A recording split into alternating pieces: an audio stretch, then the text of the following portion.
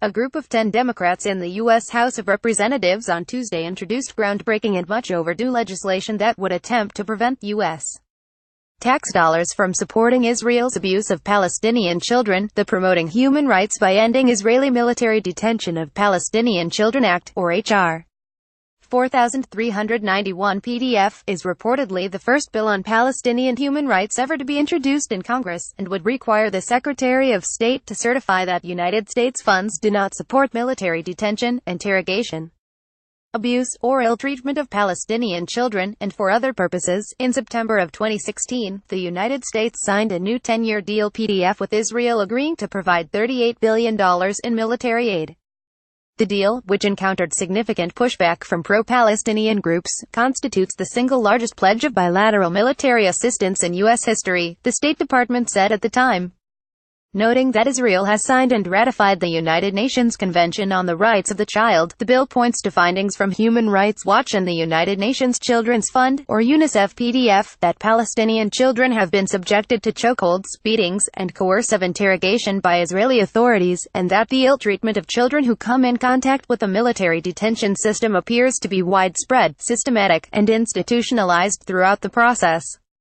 Israel has the dubious distinction of being the only country in the world that systematically prosecutes between 500 and 700 children in military courts each year, according to a report by Defense for Children International Palestine, which has endorsed the bill. Several other religious groups and human rights organizations have expressed support for the proposed law, including Amnesty International, Jewish Voice for Peace (JVP), and the U.S. Campaign for Palestinian Rights (USCPR).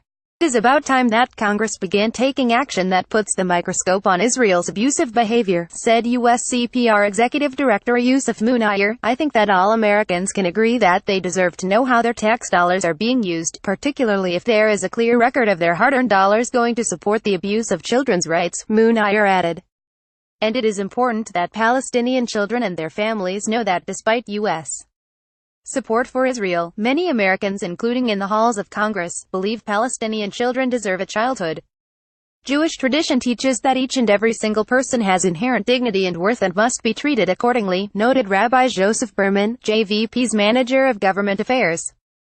Berman said the measure is an important step that would align U.S. policy toward Israel and the Palestinian people with the norms of international law and a belief that both Palestinians and Israelis deserve human rights, equality, and safety. This legislation highlights Israel's system of military detention of Palestinian children and ensures that no American assistance to Israel supports human rights violations, said Rep.